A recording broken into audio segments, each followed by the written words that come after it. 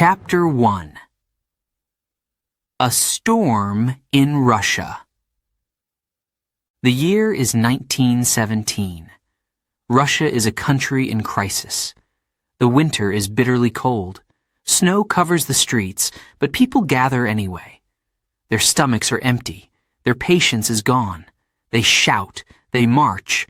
They demand bread and freedom. In palaces and mansions, the rich live well. They eat fine food and wear warm clothes. But outside, life is hard. Factories are dangerous. Wages are low. Farmers, too, are angry. Their land is small. Their families are hungry. For years they have waited for change. Now they are tired of waiting. At the center of it all is the Tsar, Nicholas II. He calls himself the ruler of all Russia. But people no longer believe in him. They call him weak. They blame him for the wars, the hunger, and the suffering. Soldiers, once loyal to him, now join the protests. The Tsar's power is slipping away. In Petrograd, the capital, the streets are alive with noise. Workers leave their factories. Women gather with their children. They carry signs, "Down with the Tsar. We want bread."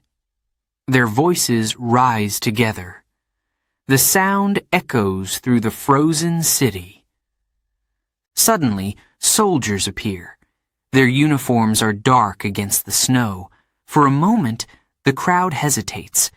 Will they fire? Will there be blood? The soldiers raise their guns. But then something unexpected happens. They lower them. They join the crowd. Cheers break out. The Tsar's army is no longer his. In the shadows, a man watches all of this. His name is Vladimir Lenin. He is thin, with sharp eyes and a bald head. Lenin has been waiting for this moment. For years, he lived in exile, far from Russia. He wrote, planned, and dreamed of revolution. Now, he has returned. He believes the time has come. Lenin leads a group called the Bolsheviks. They want a new kind of government, one where workers and peasants have the power. No kings, no rich landowners, just equality. At least that's the promise. But getting there will not be easy. Meanwhile, in the Tsar's palace, fear grows. Nicholas sits in a golden room. Outside, he hears the sound of marching feet. His advisors tell him to act. "Send the army," they say. "Stop the protests." But the Tsar hesitates. He doesn't understand what is happening. He writes letters to his wife, Alexandra. "The people are just upset," he says. "It will pass." But it does not pass. Each day the protests grow. Each day his power fades. Back on the streets, emotions run high. People are angry, but they are also hopeful. They talk about a new future. What if we could rule ourselves? They ask. What if there were no Tsar, no rich men to take what we earn? But some are afraid. What if the army comes back? They whisper. What if there is no food tomorrow? No one knows what will happen. The tension grows, like a storm waiting to break. The storm finally arrives in March. Crowds surround the palace. They demand that Nicholas leave. Inside, the Tsar is quiet. He knows he has lost. He signs a paper. It says he is no longer the ruler of Russia. The Romanov dynasty, which ruled for 300 years, is over. Nicholas and his family leave the palace forever. The people celebrate. For the first time, they feel free.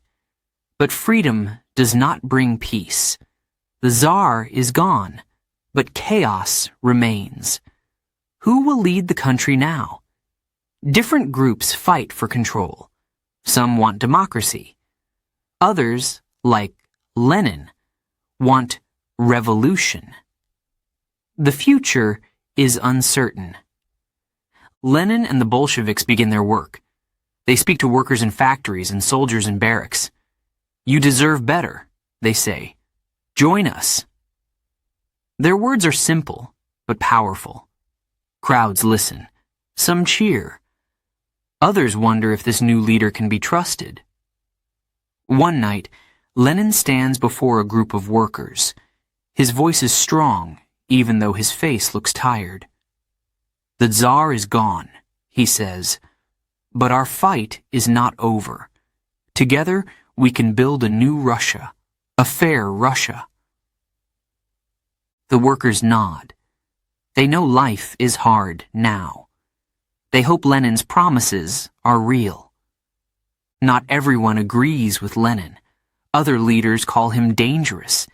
They say his ideas will bring more pain, not less. He wants to destroy everything, they warn. Lenin does not care. He pushes forward. He believes in his plan. The revolution must go on, he tells his followers. There is no turning back. In the countryside, peasants hear of the changes in the city. Some are excited. Maybe we'll get more land, they say. Others are cautious. We've heard promises before, they mutter.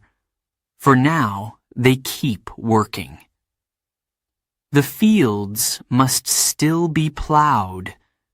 The animals must still be fed. As summer comes, the streets of Petrograd remain tense. New leaders rise and fall. The old ways are gone, but the new ways are not clear. Hunger and fear continue. People look to Lenin. Will he be the one to lead them? Will his revolution succeed? Lenin watches, plans, and waits. The storm is not over. In fact, it is just beginning. Chapter 2. The Red Dawn. The year is 1917. In the cold streets of Petrograd, the people are restless. The Tsar is gone. Russia is no longer a monarchy, but peace has not come. The question remains, who will lead this broken country? The answer arrives in October. The Bolsheviks, led by Vladimir Lenin, take action. They storm the Winter Palace. The government collapses overnight. A red flag waves above the city. The revolution has begun. Lenin steps forward. He promises a better future. We will give land to the peasants, he says. We will give power to the workers. His words are simple, but powerful. People listen. They cheer. They believe change is here. Factories and farms are taken from the rich. The land is divided. Workers are told they are now in charge. It feels like a new beginning. But not everyone is happy. Some whisper in secret. They say, the Bolsheviks are too extreme. Others shout openly, this is not the Russia we want. Soon, the whispers turn into action. A group called the Whites rises to fight the Bolsheviks. The Whites include Tsar supporters, nobles, and anyone against Lenin. They want to stop the revolution and bring back the old ways. The Bolsheviks, called the Reds, prepare to defend their new government. Russia is now at war with itself. The Civil War is brutal. Cities are destroyed. Villages burn. Families are torn apart.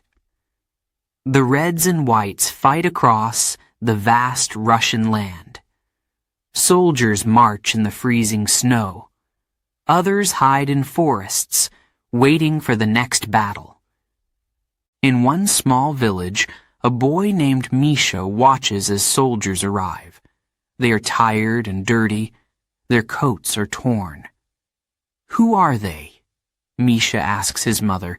She looks worried. "They are Red soldiers," she whispers. "But don't speak too loudly. The Whites may come next." The village becomes a battlefield. Misha hides under his bed as gunfire echoes outside. When the fighting ends, the soldiers are gone, but the damage remains. The boy looks at his home. It is no longer safe. His family must leave, like so many others. While the war rages, Lenin works to hold the country together. He speaks to the people.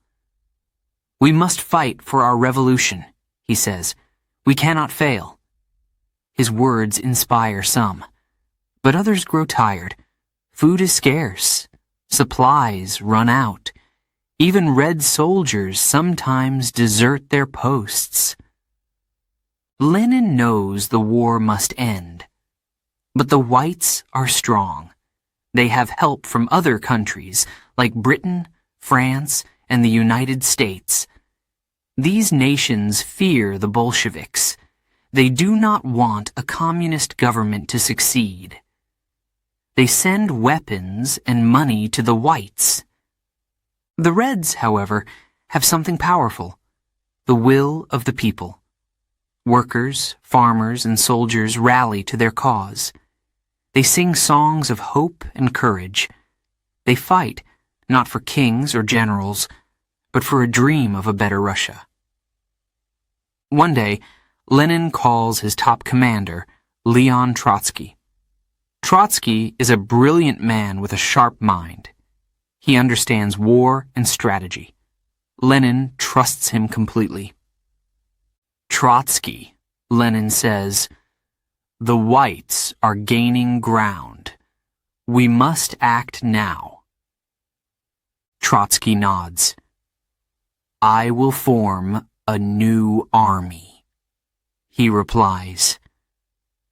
"An army that fights not with fear, but with purpose." He creates the Red Army, a disciplined and determined force. Under his leadership, the Reds begin to win. But the victories come at a cost. Cities like Petrograd and Moscow face hunger and cold. Factories stop working. Railways are destroyed. Ordinary people suffer the most. A mother in Petrograd waits in line for bread. Her hands shake from the cold. Her child cries from hunger. She whispers, "Will this war ever end?" The answer comes slowly. By 1920, the Whites are losing. Their forces grow weaker. Their leaders argue among themselves. The Red Army pushes forward, reclaiming towns and cities. Finally, the Civil War ends. The Reds are victorious. The country is exhausted. The fighting has stopped, but the scars remain. Millions have died. Villages are gone. The land is broken. People look to Lenin for hope. "What now?" they ask. "What will our future be?" Lenin does not smile. He knows the challenges ahead, but he stands tall and speaks. "We have fought a great battle," he says. "Now we will build a new world, a world where workers and peasants rule, a world of equality and progress." His words bring some comfort, but doubts remain. Can the Soviet Union, the new name for the country, survive? Can Lenin keep his promises? Life begins to change under Bolshevik rule. New policies are introduced. Education is made free for all. Women are given more rights. Electricity reaches villages for the first time. There is hope in these changes, but there is also fear. The government controls every part of life. People who disagree with Lenin's ideas disappear. The dream of freedom feels complicated. One night, Misha, the boy from the village, listens to his grandfather. The old man sighs. "We have seen so much," he says. "A czar, a revolution, a war. But is this what we dreamed of?" Misha does not answer. He looks at the stars above.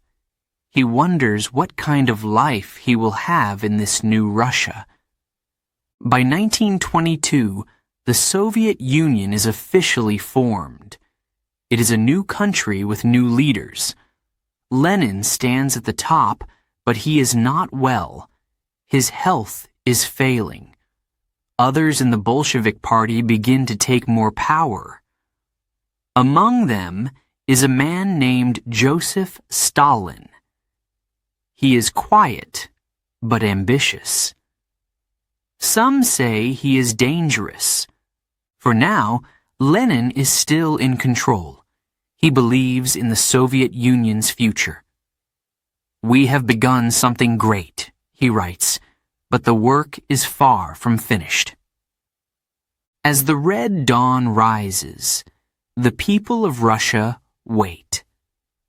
They have survived war, hunger, and revolution. Now, they face a new challenge: rebuilding their country. The Soviet Union is born in struggle. Its future is uncertain, but for now, the dream lives on. Chapter 3. A New Nation. The year is 1922. The war is over. The Reds have won. But Russia is broken. Villages are in ruins. Factories stand silent. People are hungry and cold. Millions have died in the Civil War. The land is quiet now, but it feels more like a graveyard than a victory. Amid the ruins, something new begins. The Soviet Union is born. It is a union of many countries, all under one government. Lenin stands at the center. He promises to rebuild. He promises a fair and equal society. For the people, it is a new hope. But the challenges are great. Lenin speaks to the workers and peasants. His voice is calm but firm. "Comrades," he says, "our struggle is not over. The war was hard, but building a new nation will be harder. Together, we can do it." The people listen. They nod. They want to believe him. But food is scarce. Crops have failed. Many still go to bed hungry. The government takes grain from farmers to feed the cities. Some farmers resist. They hide their grain. Soldiers come to take it by force. It is a bitter time. In the cities, life is not much better. Workers return to factories, but there is little to make. Machines are old and broken. Electricity is rare. Families crowd into small apartments. Children play in streets filled with mud and garbage. Yet, people keep going. They have no choice. One day, a woman named Anna stands in line for bread. Her coat is thin. The cold wind cuts through her. She looks at her son, who is shivering by her side. "How much longer must we wait?" he asks. Anna doesn't know. She pulls him closer and whispers, "Just a little longer." Meanwhile, Lenin works tirelessly. He writes speeches. He plans for the future. He dreams of a better life for his people, but the stress is too much. One day, in his office, he feels a sharp pain. His vision blurs. He falls to the ground. Lenin has had a stroke. The news spreads quickly. People are shocked. Some cry. "What will we do without him?" they ask. Lenin recovers slowly, but he is not the same. His speech is weak. His body is frail. He cannot lead as he once did. While Lenin rests, others in the government begin to rise. Among them is Joseph Stalin. He is quiet, but watchful. Some say he is kind. Others say he is ruthless. Stalin works behind the scenes, making allies and gaining power. Few notice him at first. Another leader, Leon Trotsky, is different. He is loud and confident. Trotsky is a hero of the Civil War. People admire him. They think he might lead after Lenin. But Trotsky and Stalin do not get along. They argue about the future of the Soviet Union. Their conflict grows. Lenin sees the struggle for power. He is worried. From his sickbed, he writes letters. In them, he warns about Stalin. "He is dangerous," Lenin writes. "He should not have too much power." But Lenin's warnings come too late. Stalin's influence is already strong. In 1924, Lenin's health takes a turn for the worse. Doctors try to help, but there is nothing they can do. On January 21st, Lenin dies. The news shocks the nation. People gather in the streets. They cry. They lay flowers. Some feel lost. Others feel afraid.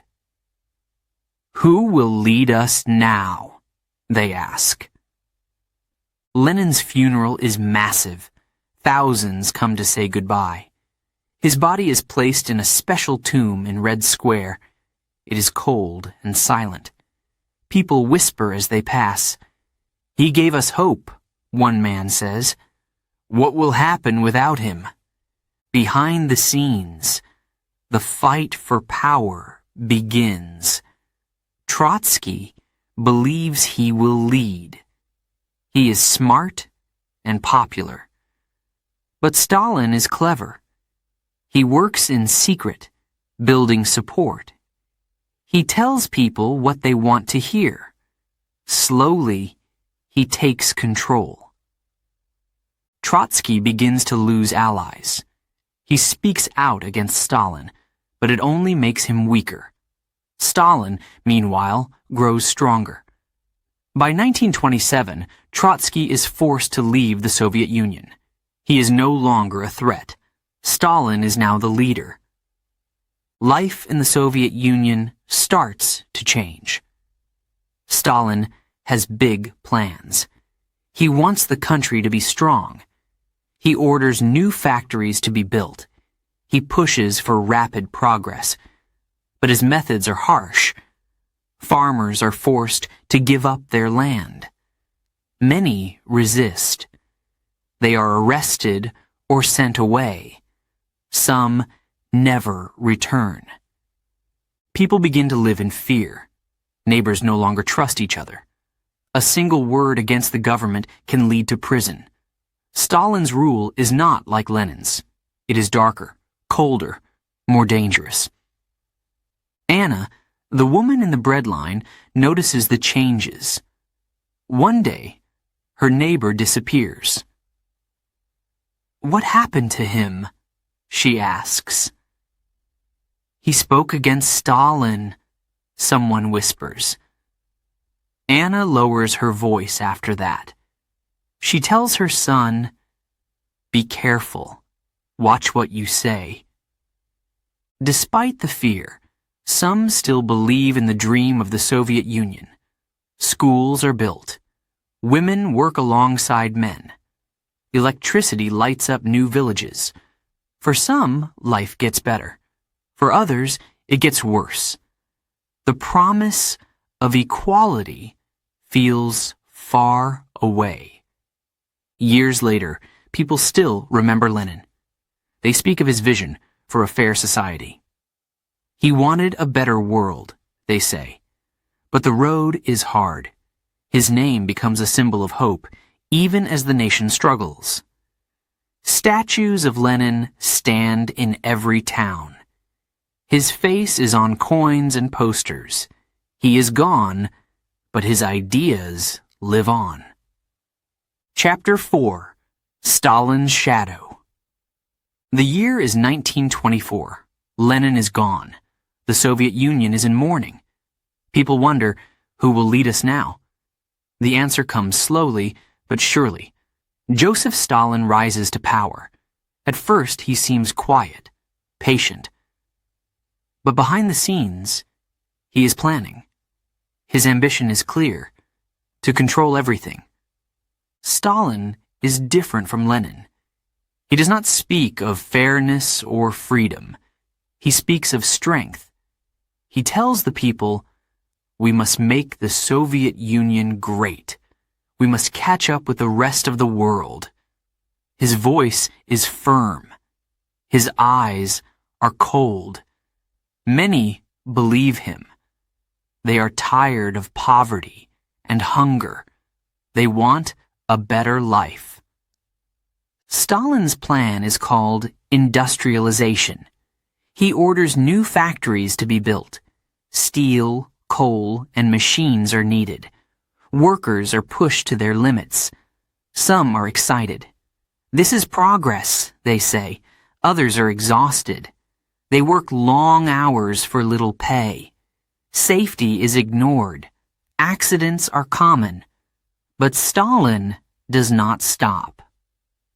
Sacrifices must be made, he says. Life on the farms changes too. Stalin introduces collectivization. This means taking land from farmers and creating large, government-run farms. It will feed the nation, Stalin promises. But many farmers do not agree. They want to keep their land. They resist. They hide their grain and refuse to work. Stalin does not accept disobedience.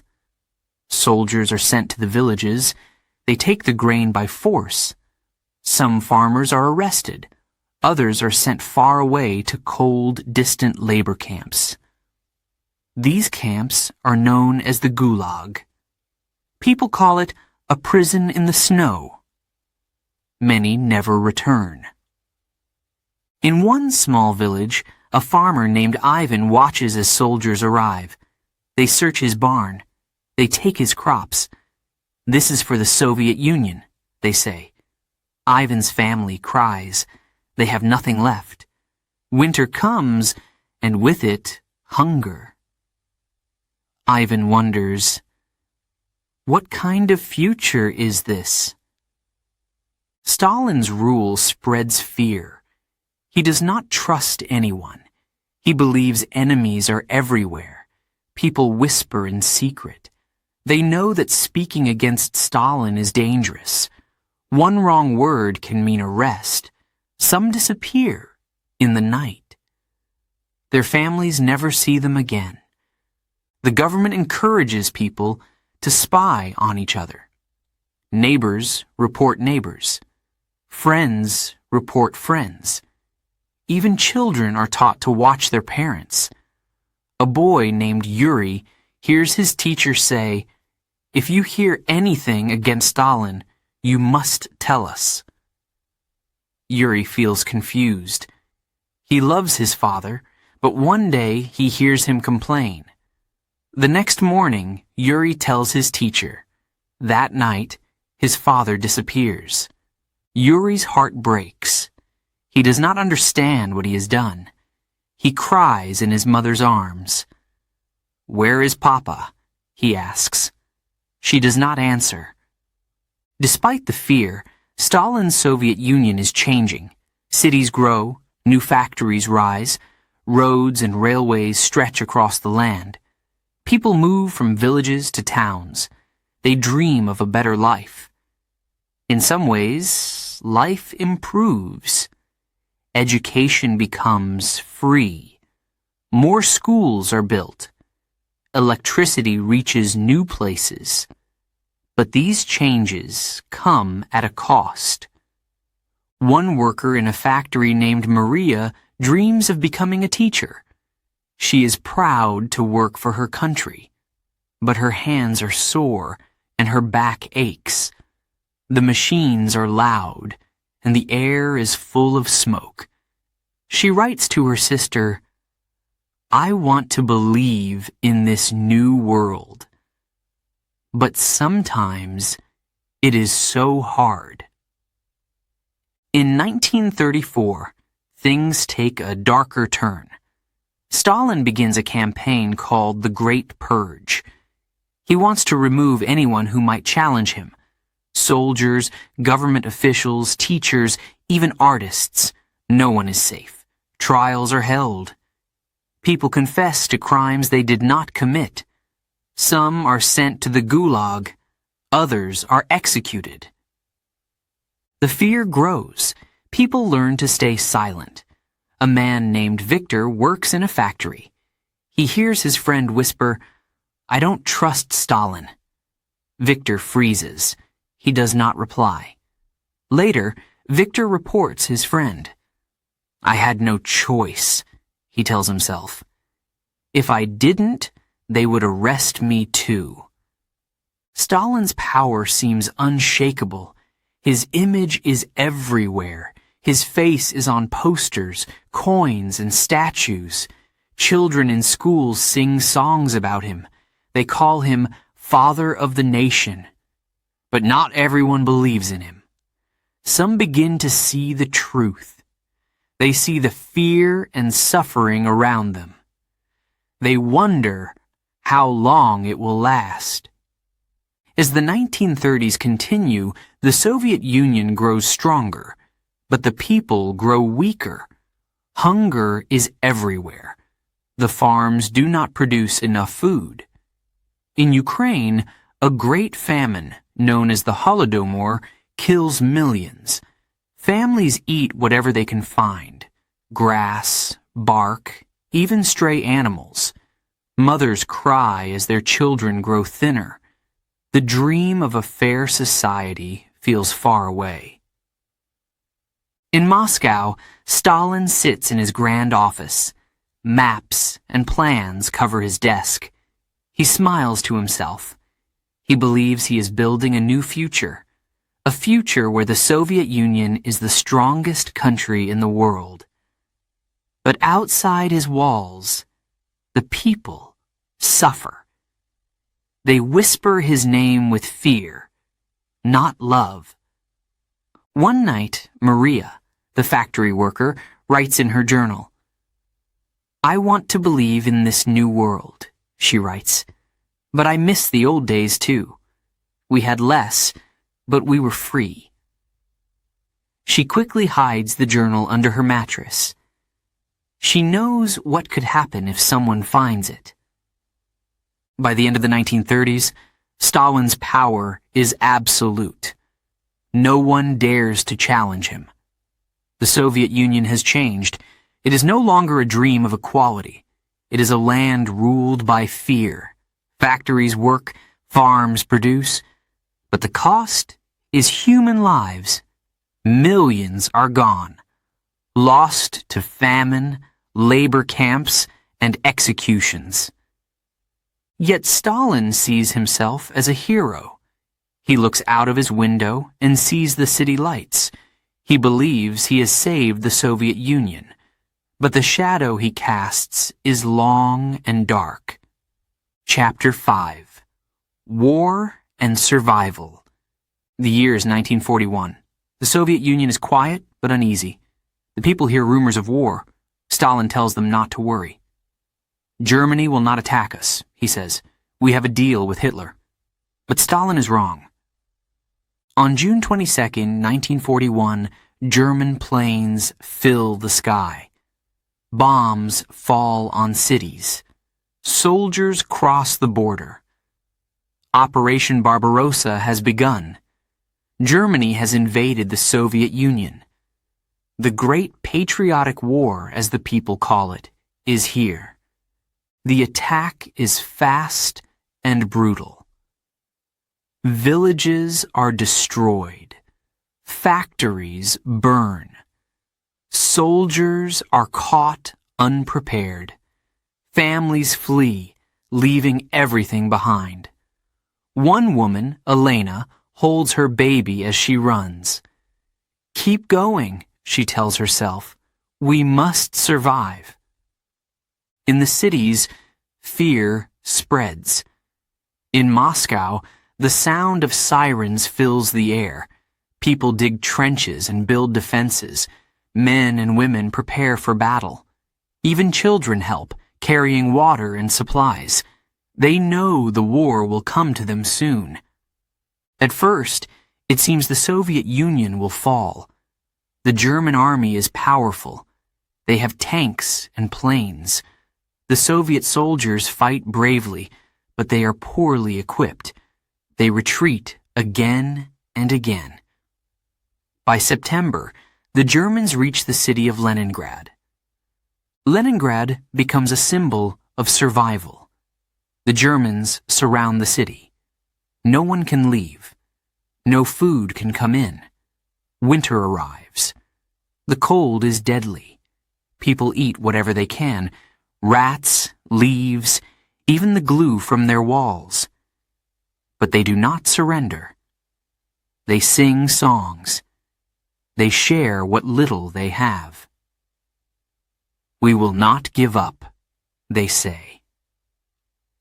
In the countryside, the people fight back in their own way. They burn their crops and destroy their homes. "If we cannot have it," they say, "the Germans cannot have it either." This is called the scorched earth policy. It is painful, but it slows the German advance. One farmer, Pavel, sets fire to his wheat field. His hands shake as the flames rise. His wife cries. "What will we eat?" she asks. Pavel looks at her and says, "We will find a way, but we cannot let the enemy win." Stalin watches from Moscow. He knows the war is dangerous. If the Soviet Union falls, all his work will be lost. He speaks to the people. His voice is strong. "Comrades," he says, "we must fight for our land, for our families, for our future. There is no retreat." The people listen. They fight harder. Factories move east, far from the German army. Workers, many of them women, produce weapons day and night. Soldiers dig trenches and prepare for the worst. Then, in December 1941, the tide begins to turn. Winter arrives, and the German army is not prepared for the cold. Their machines freeze. Their soldiers suffer. Meanwhile, Soviet troops fight back with renewed strength. At the Battle of Moscow, the Germans are stopped. It is the first major victory for the Soviet Union. The people celebrate, but they know the war is not over. Stalin orders new offensives. The Soviet army pushes west, regaining lost ground. The fighting is fierce. Cities are bombed. Fields are turned into battlefields. Millions die. But the Soviet Union does not give up. One of the bloodiest battles takes place in Stalingrad. The city is named after Stalin, and he will not let it fall. German bombs reduce the city to rubble. But the Soviet soldiers fight street by street, building by building. They hide in the ruins, waiting for the enemy. The Germans are trapped. In February 1943, they surrender. It is a turning point in the war. Back in the villages, life is hard. Elena, the woman with the baby, now lives in a small hut. Her husband is at war. She works in the fields, growing food for the soldiers. At night, she sings to her child. Her voice is soft, but strong. "We will see better days," she whispers. "We must believe." As the Soviet army moves west, they see the horrors of war. Villages are empty. Cities are destroyed. They also discover Nazi concentration camps. The soldiers are shocked. They see prisoners, starved, beaten, barely alive. They vow to keep fighting. "This cannot happen again," they say. By 1944, the Soviet Union begins to push into Germany. The Red Army is unstoppable. In May 1945, they reach Berlin. The city is in ruins. The German army surrenders. The war in Europe is over. The Soviet Union has won. The victory comes at a great cost. More than 20 million Soviet people have died. Families are torn apart. Homes are gone. The land is scarred. The people celebrate, but they also mourn. The pain is deep. The wounds will take years to heal. Stalin is called a hero. His image is everywhere. People praise him for leading the Soviet Union to victory, but some whisper that he made mistakes. He was unprepared, they say. Many lives were lost because of him. These whispers are quiet. Fear of Stalin still remains. After the war, the Soviet Union begins to rebuild. Cities rise from the rubble. Farms produce food again. The people work hard, as they always have. They remember the war with pride and sorrow. They survived. They fought for their land and their families. They won, but they paid a heavy price. Before we begin Chapter 6, a quick note for our listeners. You're currently listening to this audiobook on WooEnglish. Remember, this content is specially made for WooEnglish listeners only. If you're hearing it on any other channel, it may be a violation of WooEnglish's rights. Please ensure you're tuned in to the right source to fully enjoy and respect this audiobook journey. Now, let's continue the story. Chapter 6. Behind the Iron Curtain. The year is 1945. The war is over. Cities are rebuilding. Families are finding their way back to normal life. But peace does not last long. A new conflict begins, a war of ideas and power. This is the Cold War. The world is divided. On one side is the Soviet Union, led by Joseph Stalin. On the other is the United States, led by President Harry Truman. These two countries were allies during World War II, but now they are enemies. Each wants to shape the future of the world. Stalin dreams of spreading communism. He believes workers should control everything: factories, land, and money. Truman believes in democracy and capitalism. He thinks people should have freedom to choose their leaders and own property. The two leaders cannot agree. They see each other as a threat. In Europe, a line is drawn.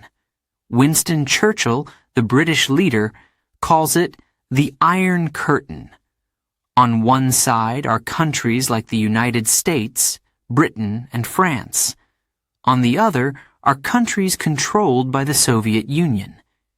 These are places like Poland, Hungary, and East Germany. Stalin wants them to stay loyal to the Soviet Union. He says, "We must protect ourselves from the West." Behind the Iron Curtain, life is strict. The government controls everything. Newspapers only print what Stalin allows. People must follow the rules or they face punishment. Spies are everywhere. Neighbors do not trust each other. A young girl named Anya hears her parents whispering at night. "Be careful what you say," her father tells her. The walls have ears. The Cold War is not a normal war. There are no battles with tanks or soldiers. Instead, it is a war of fear and secrets. Both the Soviet Union and the United States want to be the strongest. They build nuclear weapons, bombs that can destroy entire cities. The world holds its breath. People wonder, what if they use them? One of the most frightening moments comes in 1949. The Soviet Union tests its first nuclear bomb. The explosion shakes the ground and the world. Now, both sides have the power to destroy each other. The arms race begins. Each country builds more bombs, more missiles, more weapons. The fear grows. But the Cold War is not just about weapons. It is also about information. Both sides send spies to gather secrets. These spies live double lives. They wear disguises and use fake names. They pass messages in secret ways. Some hide notes in hollow rocks. Others use invisible ink. It feels like something from a movie, but it is real. A man named Ivan works as a spy for the Soviet Union. He pretends to be a businessman in the United States. One night, he meets another spy in a dark alley. They exchange papers. Ivan's heart races. He knows that if he is caught, he will go to prison. Or worse. At the same time, the Soviet Union works to spread communism. In Asia, China becomes communist in 1949. This worries the United States. They fear communism will spread to other countries too. They send money and weapons to stop it. The Soviet Union does the same for countries that support communism. Small wars break out in places like Korea and Vietnam. These wars are bloody and long. Back in the Soviet Union, life is hard. Factories are busy making weapons, but there is not enough food or consumer goods. A boy named Sergei waits in line for bread with his grandmother. The line is long, and the bread is small. "Why don't we have more?" Sergei asks. His grandmother sighs. "Because the government cares more about missiles than people." But not everyone is unhappy. Some believe in communism. They see the Soviet Union as a strong and powerful nation. Schools teach children that the West is the enemy. Films and posters show Stalin as a hero. Anya, the girl from earlier, writes an essay in school. "Stalin protects us," she writes. Her teacher smiles and says, "Good work." In the 1950s, Stalin dies. His death brings change. A new leader, Nikita Khrushchev, takes power. He is not like Stalin. He wants to improve life in the Soviet Union. He gives a famous speech in 1956. In it, he says Stalin made many mistakes. People are shocked. Some feel hopeful. Maybe things will get better, they say. Khrushchev also brings the Cold War to space. In 1957, the Soviet Union launches Sputnik, the first satellite. It circles the Earth. People around the world look up at the sky and wonder, what does this mean? The United States feels embarrassed. They start working harder to win the space race. Soon, it is a competition to see who can send the first man to space and later to the moon. As the Cold War continues, fear remains. In 1962, the world comes very close to disaster. The Soviet Union puts nuclear missiles in Cuba, just 90 miles from the United States. President John F. Kennedy demands they be removed. The Soviet Union refuses. For 13 days, the world waits. People are terrified. Children practice hiding under desks at school. Finally, Khrushchev agrees to remove the missiles. The crisis ends, but the fear does not. Behind the Iron Curtain, people begin to question their leaders. They see how life is different in the West. They hear about freedom and opportunities. Some try to escape. A man named Yuri decides to cross the Berlin Wall, which divides East and West Germany. He runs in the middle of the night. Guards shout. Bullets fly. Yuri reaches the other side. Tears run down his face. I am free, he whispers. For those who stay, life goes on. Anya grows up and becomes a teacher. She teaches her students about communism, but she also tells them to think for themselves. Ask questions, she says softly. Never stop learning.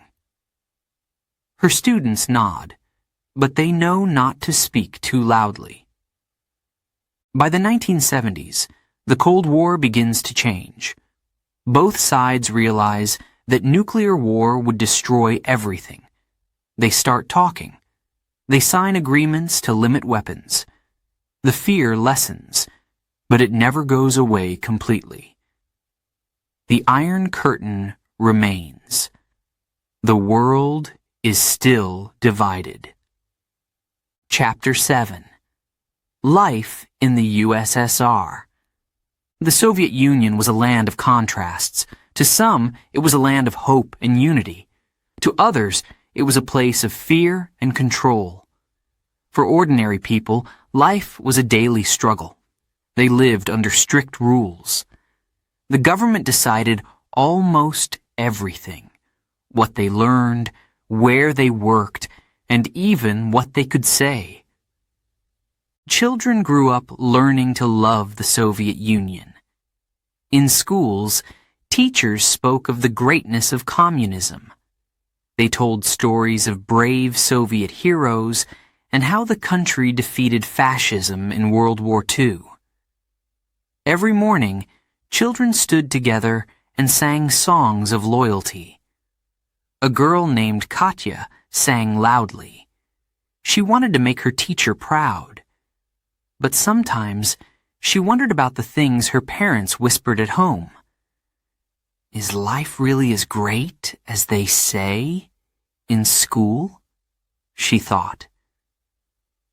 Parades filled the streets on special days. Red flags waved in the wind. Soldiers marched in perfect lines. Workers carried banners with slogans like, "Long live the Soviet Union," and "Glory to our leaders." People cheered and clapped. It looked like a celebration, but not everyone felt happy. Some clapped because they had to. "If we don't go to the parade," a man named Victor said to his wife, "they'll think we're against the government." Food was often limited. Shops had long lines, but their shelves were nearly empty. People waited for hours to buy bread, milk, or meat. A woman named Olga stood in line with her daughter. The child tugged at her sleeve. "Mama, I'm hungry," she said. Olga sighed and looked at the line ahead. Soon, my dear, she replied. But she wasn't sure if there would be any food left by the time it was their turn. Even when people had enough to eat, life was not easy. Apartments were small and crowded. Families often shared kitchens and bathrooms with their neighbors. Privacy was rare.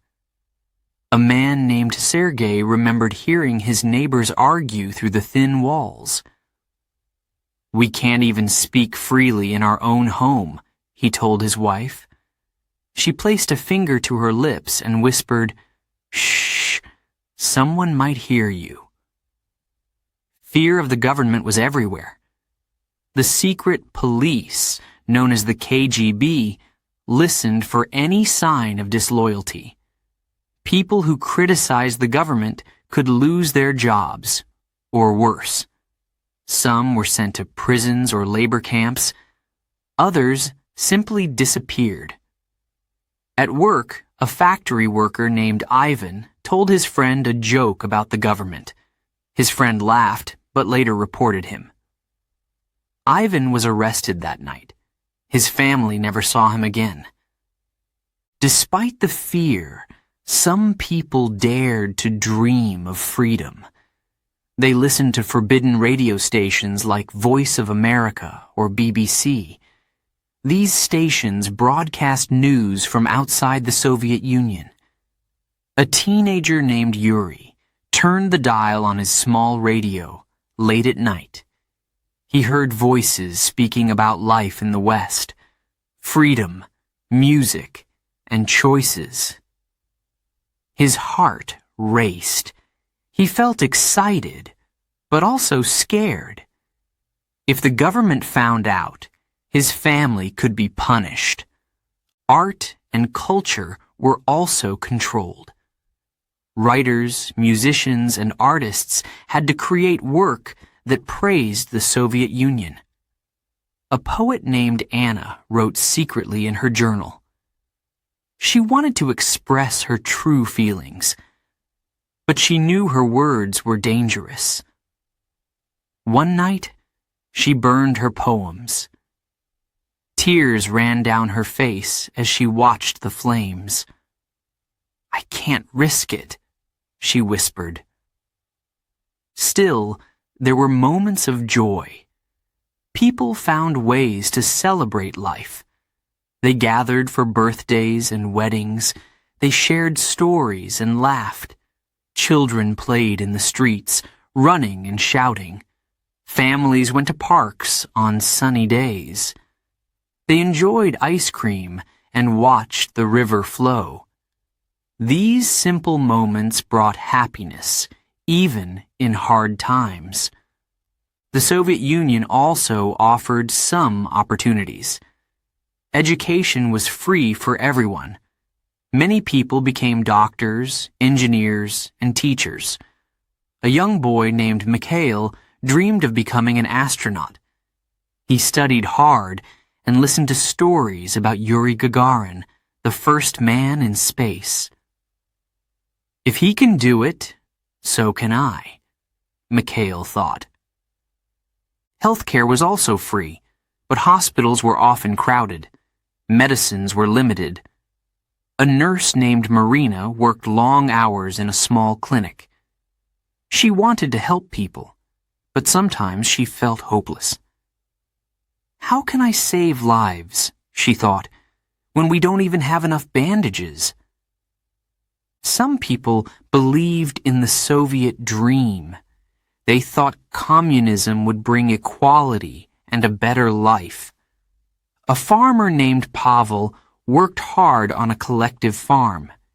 He plowed fields and planted crops for the community. This is how we will feed everyone, he told his son. But when the harvest came, most of the food went to the government. Pavel's family barely had enough to eat. By the 1980s, cracks in the system began to show. People were tired of waiting in lines. They were frustrated by the shortages and the lack of freedom. Even loyal citizens started to question the government. Katya, now an adult, spoke quietly with her husband. "We were taught to love the Soviet Union," she said. "But was it all a lie?" Life in the USSR was full of contradictions. It was a place of parades and poverty, unity and fear. People worked hard and dreamed of a better future.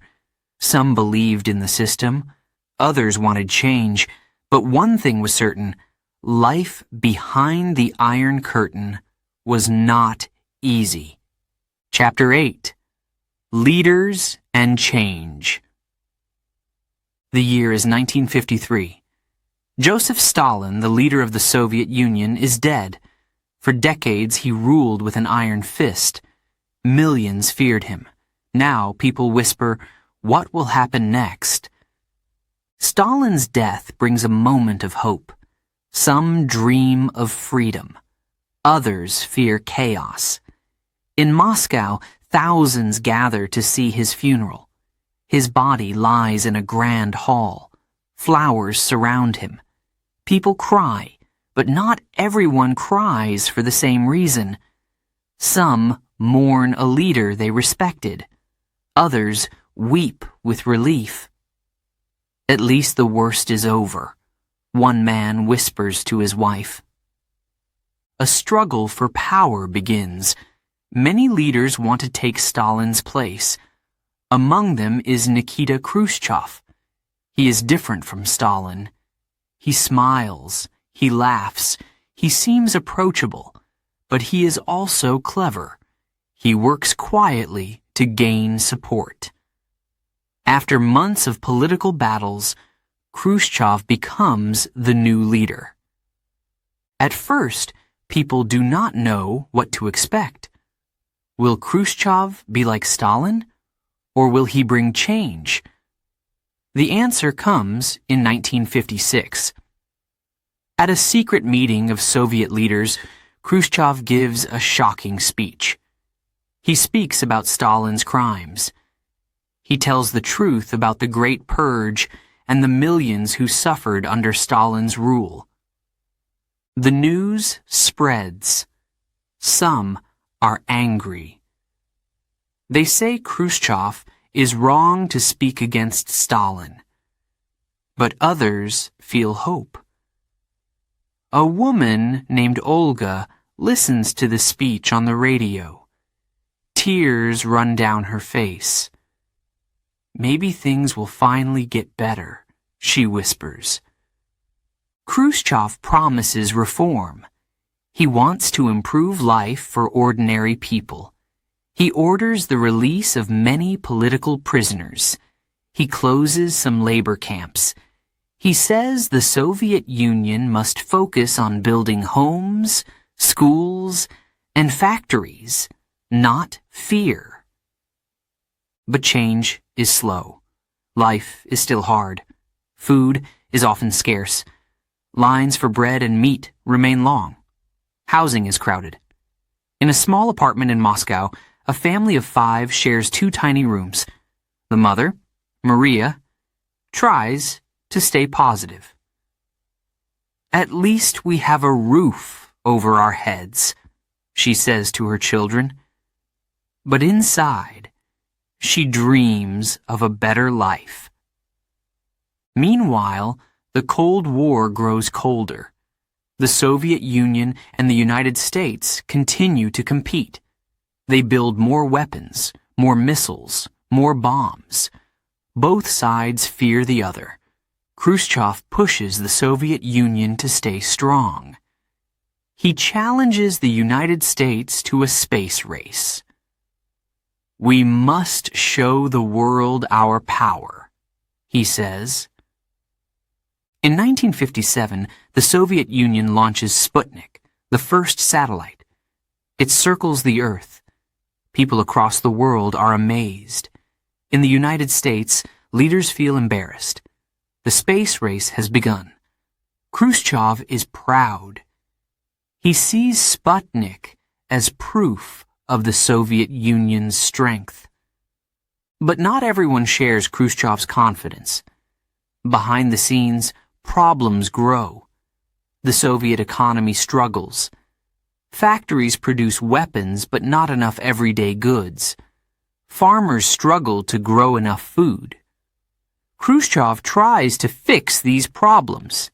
He introduces new farming methods. He starts a program called the Virgin Lands Campaign. It encourages people to farm unused land in Kazakhstan and Siberia. At first, the program seems successful, but soon problems arise. The soil is poor, the weather is harsh, crops fail, people grow frustrated. Why does the government always experiment with our lives? One farmer asks angrily. In Eastern Europe, the cracks in Soviet control begin to show.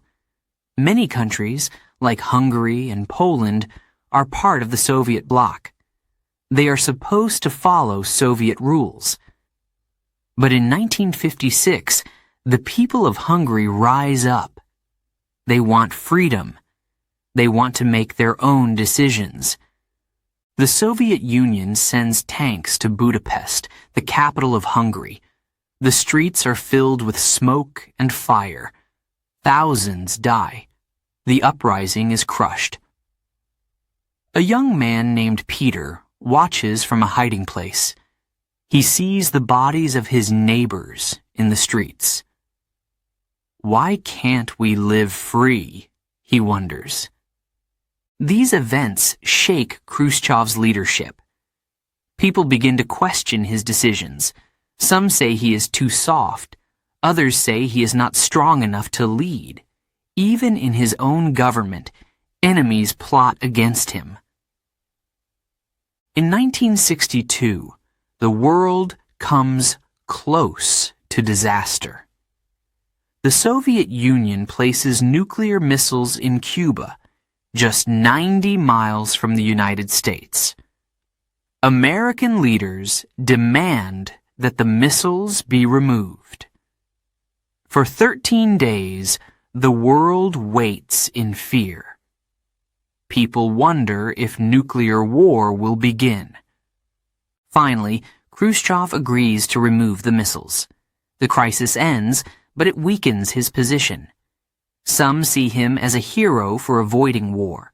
Others see him as weak for backing down. In 1964, Khrushchev is forced to step down.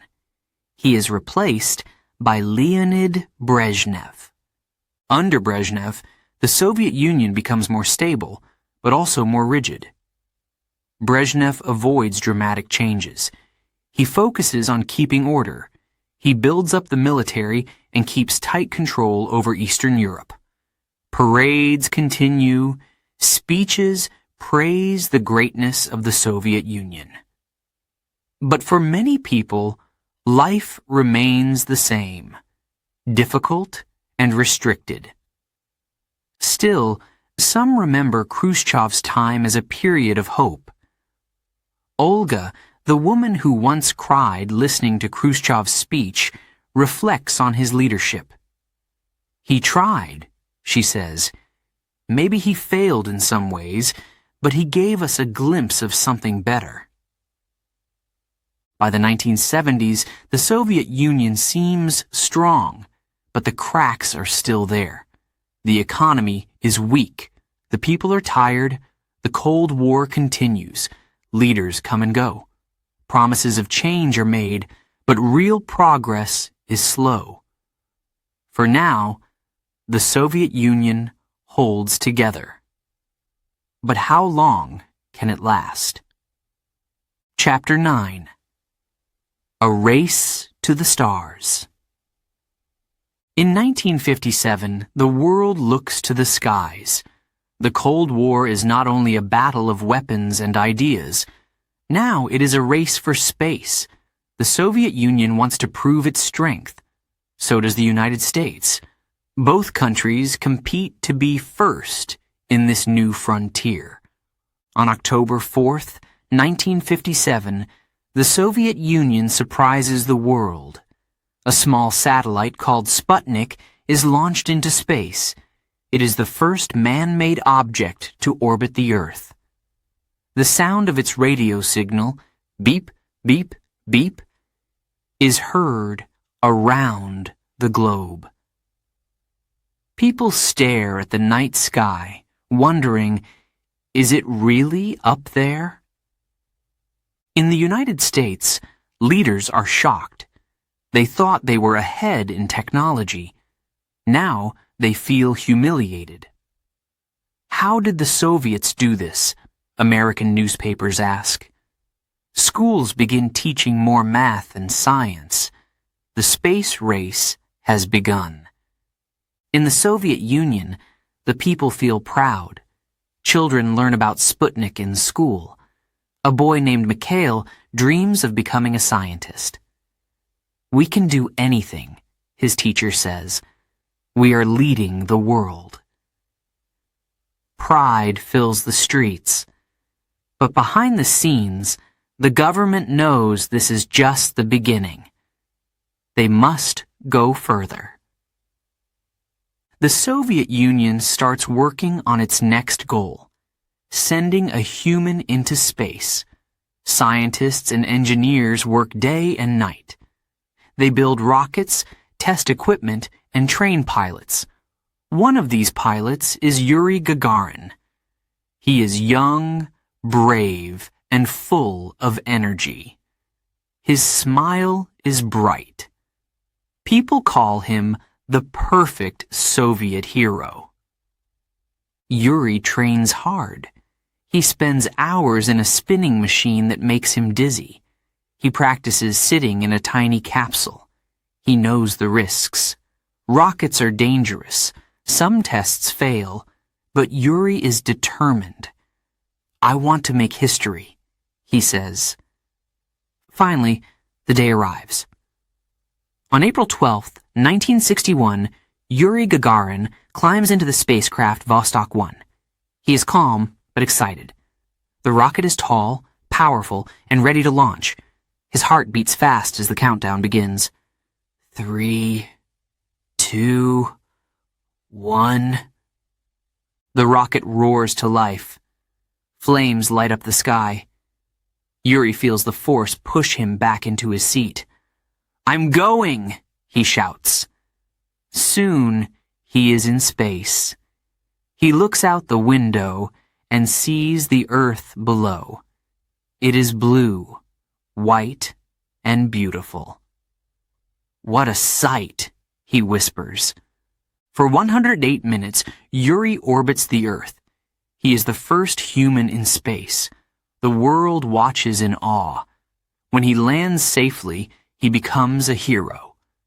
Crowds cheer his name. Children draw pictures of rockets. Yuri smiles and waves. This is a victory for all of us, he says. We have shown the power of the Soviet Union. The United States feels the pressure. They send astronauts into space. They build new rockets. President John F. Kennedy makes a bold promise. We will send a man to the moon before the end of this decade. The space race becomes more intense. Back in the Soviet Union, the government pushes for more achievements. They send a woman, Valentina Tereshkova, into space. They send probes to the moon and Venus. Each success brings pride, but each mission also costs money, time, and resources. Factories must work harder. Scientists face more pressure. Mistakes are not allowed. In a small town, a girl named Anya listens to the news about space. She dreams of being an astronaut one day, but her family struggles to buy food. How can we afford to send people to space, her father asks, when we don't have enough bread? Anya does not answer. She looks at the stars and wonders, is it worth it?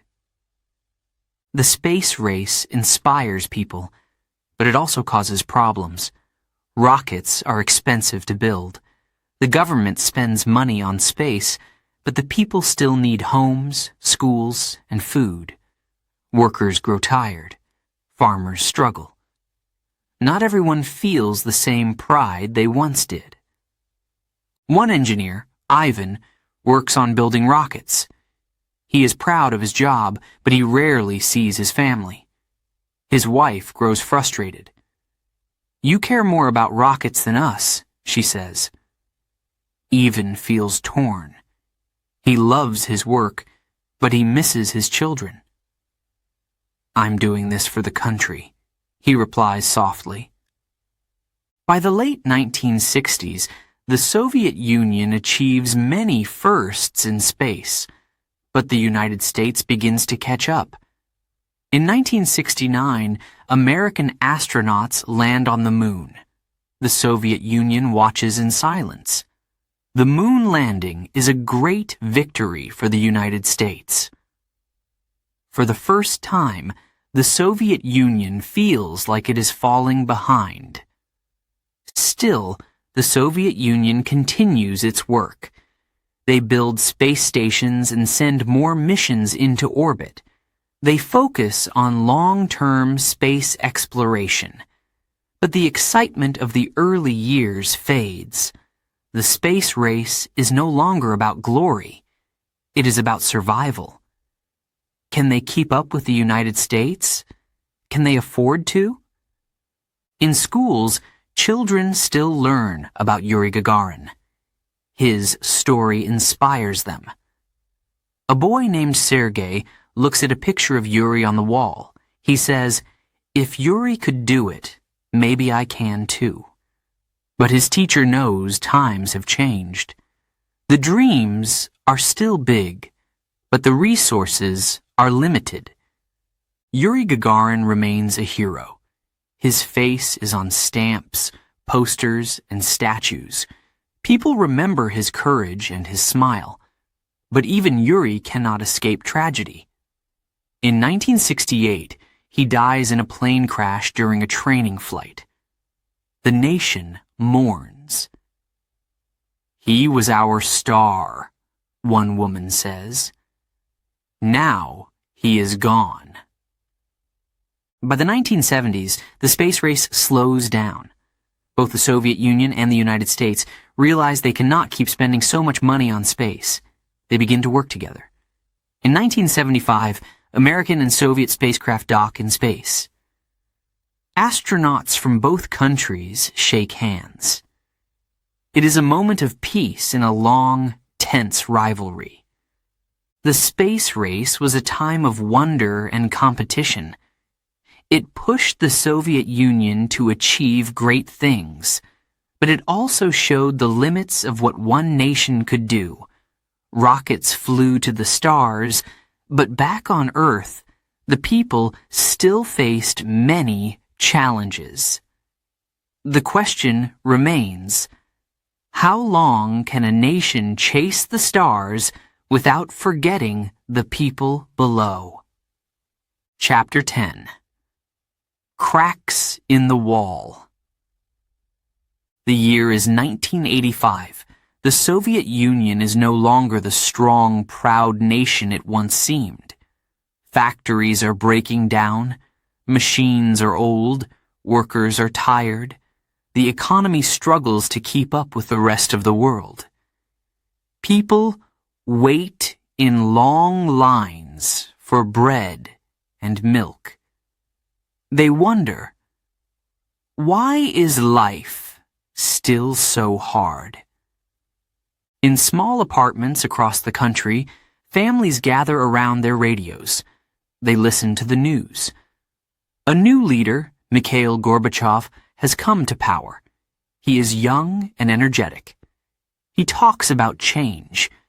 He uses words the people have not heard before: glasnost, openness, and perestroika, rebuilding. Some feel hope, Others feel fear. What will these words mean for their lives? Gorbachev knows the Soviet Union is in trouble. He has seen the failing factories, the empty shelves, the frustrated people. He believes the system must change. "We cannot go on like this," he says. "We need to rebuild." He begins with glasnost. This means more openness in government and society. For years, the Soviet Union hid its problems. Now Gorbachev wants people to speak the truth. Newspapers write about issues they once ignored. People talk more openly about their struggles. A teacher named Elena reads an article about government corruption. She shakes her head. How could this go on for so long? She wonders. At first, glasnost feels like a breath of fresh air. People are excited.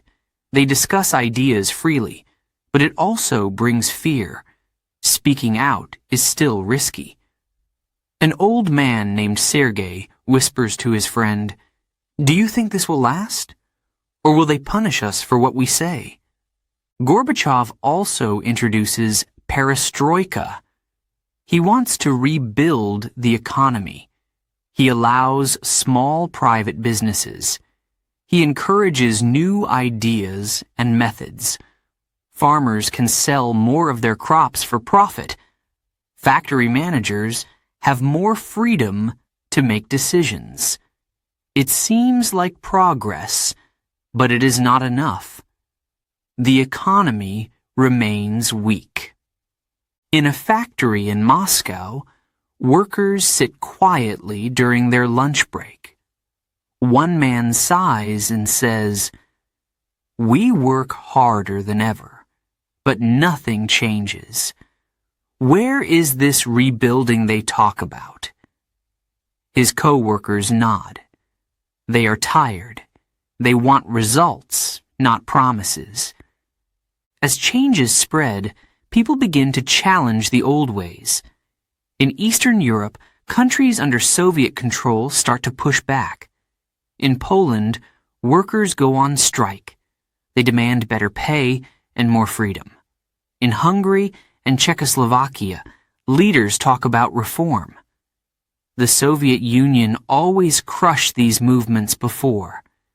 But now, Gorbachev tells them, "You must solve your own problems." The people feel empowered. One of the biggest symbols of Soviet control is the Berlin Wall. It divides East and West Germany. For years, people in East Germany lived under strict Soviet rules. The wall keeps them from escaping to the freer, more prosperous West. Families are separated. A young man named Thomas stands at the wall and stares.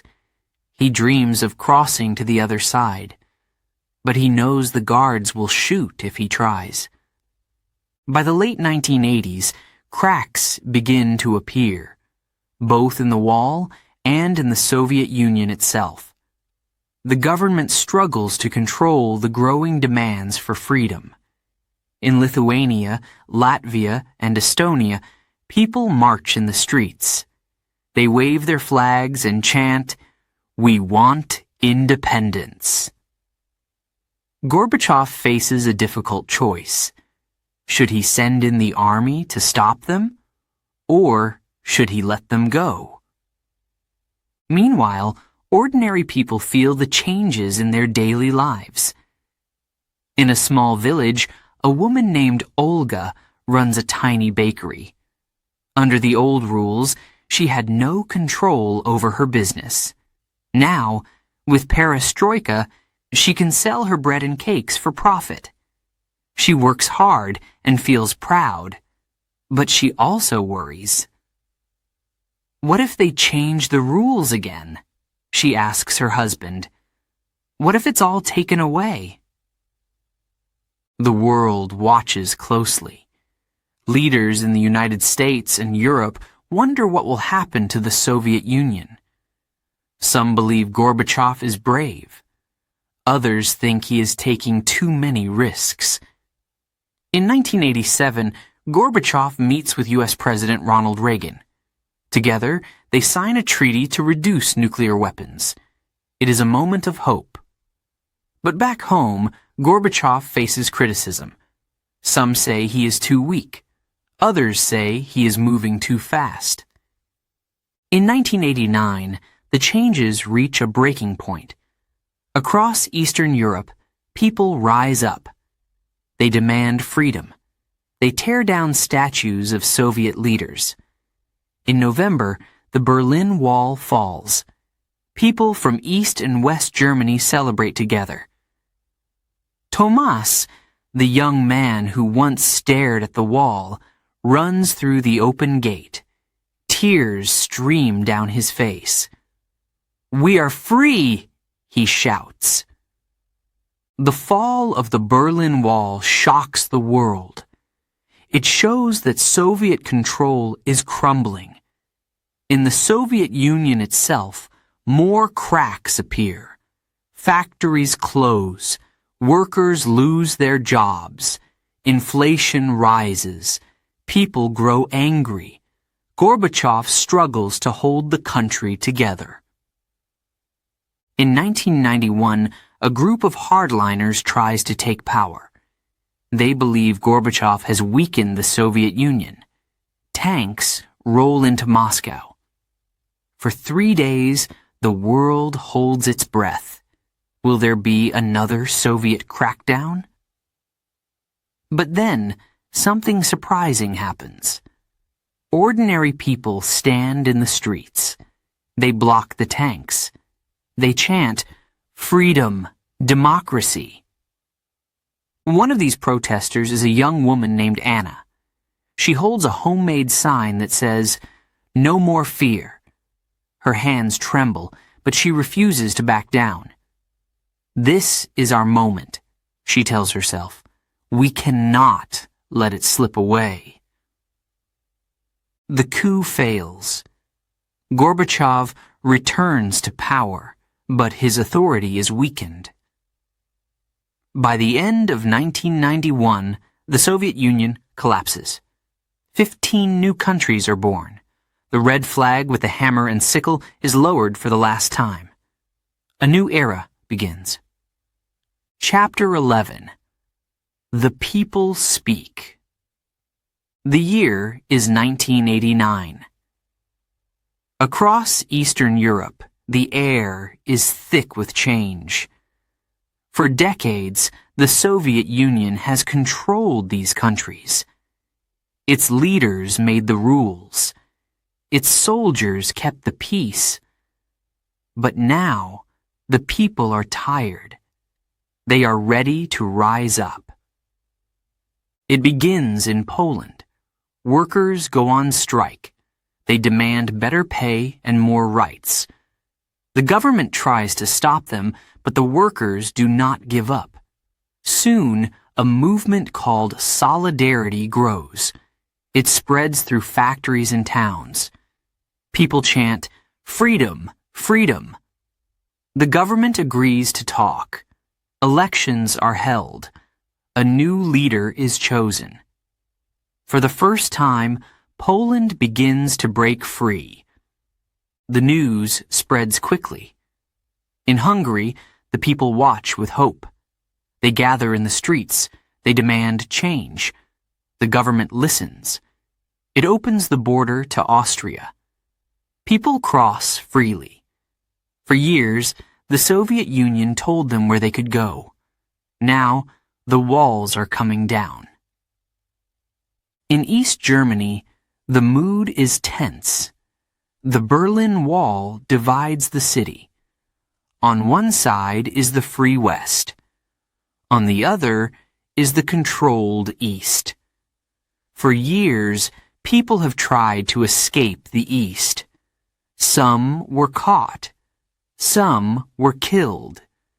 But now, the people demand more. Crowds gather near the wall. They shout, "Open the gates!" The guards are confused. They do not know what to do. On November 9th, 1989, something incredible happens. The guards open the gates, people pour through. They climb on the wall, they hug each other, they cry. For the first time in decades, East and West Berlin are one. Thomas, a young man from East Berlin, is in the crowd. He crosses the border with tears in his eyes. "I thought this day would never come," he says. He touches the wall and feels its cold, hard surface. Then he watches as people begin to break it down. Piece by piece, the wall falls. The fall of the Berlin Wall shocks the world. It is more than the end of a barrier. It is the end of Soviet control in Eastern Europe. Country by country, the people rise up. In Czechoslovakia, they fill the streets with songs and candles. In Bulgaria, they march peacefully. In Romania, the protests turn violent. But in every country, the message is clear. The people want freedom. Back in the Soviet Union, Mikhail Gorbachev watches closely. He knows the Soviet system is losing its grip, but he does not send soldiers to stop the protests. "We must let them choose their own path," he says. Some praise him for his decision. Others call him weak. The protests spread to the Soviet Union itself. In Lithuania, Latvia, and Estonia, people march in long human chains. They hold hands and sing. They wave their flags. They say, "We want independence." These countries have been part of the Soviet Union for years, but now they want to be free. In Moscow, the mood is tense. People gather in Red Square. They shout slogans and hold signs. A young woman named Anna stands in the crowd. She holds a homemade banner that says, "We deserve a voice." Her hands tremble, but her voice is strong. "This is our chance," she tells her friend. "We must speak now, or it will be too late." The government tries to stay in control. Some hardliners want to stop the protests. They believe Gorbachev is to blame for the chaos. In August 1991, they attempt a coup. Tanks roll into the streets of Moscow. Soldiers surround government buildings. The world watches. Will the Soviet Union return to its old ways? But something surprising happens. The people do not back down. Crowds block the tanks. They chant, "Freedom! Democracy!" A man named Boris Yeltsin climbs on top of a tank. He speaks to the crowd. His voice is loud and firm. "We will not go back!" he shouts. The people cheer. The coup fails. The hardliners are arrested. After the coup, the Soviet Union begins to fall apart. One by one, the republics declare independence. Ukraine, Georgia, Armenia, and others break away. Gorbachev tries to hold the country together, but it is too late. The people want change. The leaders of the republics demand freedom. On December 25, 1991, Gorbachev resigns as the leader of the Soviet Union. The red flag with a hammer and sickle is lowered for the last time. The Soviet Union is gone. 15 new countries take its place. For some, it is a moment of joy. They celebrate their independence. They believe a new future is possible. Thomas, the young man from East Berlin, now lives in a united Germany. He smiles as he watches the news. "We are free," he says. At last. But for others, it is a time of uncertainty. In Moscow, Anna worries about what will happen next. The shops are empty, prices rise, her father loses his job. Is this what freedom looks like? She wonders. Will things ever get better? The fall of the Soviet Union is the end of an era. It is a time of hope, fear, and change. The people spoke, and the walls came down. But the journey is not over. The world watches as the former Soviet republics begin to find their way. Chapter 12. The Last Goodbye. The year is 1991. It is winter in Moscow. Snow falls gently on Red Square. The streets are quiet, but there is tension in the air. Something big is happening. The Soviet Union, the great superpower, is coming to an end. For 70 years, the Soviet Union shaped the world. It was a land of massive factories and vast fields, a land of space pioneers and military strength. It survived wars, revolutions, and crises, but now it is breaking apart. People feel many emotions. Some are hopeful. Others are afraid. On December 25th, 1991, a historic event takes place. Mikhail Gorbachev, the leader of the Soviet Union, resigns. He gives a speech on television. His voice is calm but sad. The Soviet Union no longer exists, he says. We must move forward. In the Kremlin, the red flag with a hammer and sickle is lowered. For the first time in decades, it will not fly over Moscow. In its place, the flag of Russia rises. A new era begins. 15 new countries are born from the collapse of the Soviet Union. Russia is the largest. Ukraine, Belarus, Georgia, and others also become independent. Each country must now find its own way. It is an exciting time, but also a dangerous one. In Moscow, Anna watches Gorbachev's speech with her family. Her father shakes his head. I never thought I'd see this day, he says. Anna feels unsure. She remembers the parades, the songs, and the pride of her childhood. Now, everything seems uncertain. What will happen to us? She wonders. For some, the collapse brings joy. In Lithuania, Latvia, and Estonia, people celebrate their independence. They wave their flags and sing their national songs. In Ukraine, farmers gather in their fields. They say, now we can decide our own future. In the streets of Kiev, a young man named Petro feels a mix of emotions. He is proud of his country's freedom, but he is also nervous. Will we be able to survive on our own? He asks his friend. His friend smiles and says, we will find a way. Not everyone feels hopeful. In small Russian towns, factories close, workers lose their jobs, pensioners struggle to buy food, prices rise every day. A woman named Olga stands in a market, counting her money.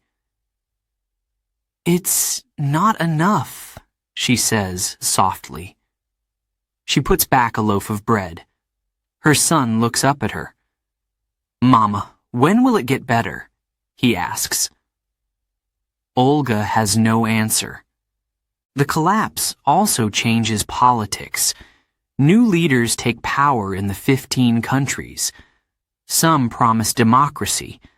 Others hold tightly to old ways. In Russia, Boris Yeltsin becomes president. He is strong and confident.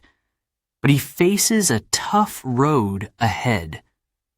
The economy is weak. People are angry. They want quick solutions. In the countryside, life is even harder. Farmers like Ivan struggle to adapt. Under the Soviet system, the government controlled everything. Now, Ivan must make his own decisions. He looks at his empty barn and sighs. How can I compete with the world? He wonders. But there are signs of hope.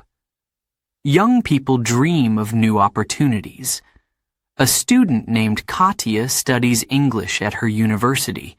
She listens to Western music and watches American movies. The world is bigger than I thought, she says. Maybe we can be part of it. The collapse of the Soviet Union also changes the world. For decades, the Soviet Union and the United States were rivals. Now, the Cold War is over. Leaders from the West welcome the changes, but they also watch carefully. They know the transition will not be easy. In the former Soviet republics, people try to rebuild their lives. Some embrace freedom. They start businesses, learn new skills, and travel abroad. Others miss the stability of the past. They remember when everyone had a job, a home, and food to eat. We had less, one man says, but we were safe. In Moscow, the streets feel different. The old statues of Lenin still stand, but they seem out of place. New shops open. Western brands appear for the first time. People walk past a McDonald's, curious but cautious. Anna sees the bright yellow sign and thinks, is this the future? The collapse of the Soviet Union is not just the end of a country. It is the end of an idea. Communism once promised equality for all. But now, people see its failures, the shortages, the fear, the corruption. Many wonder, could it have been different? For the new countries, the journey ahead is uncertain. Some, like Estonia and Latvia, turn to the West. They join the European Union and NATO. Others, like Russia, look inward. They struggle to find their place in the world.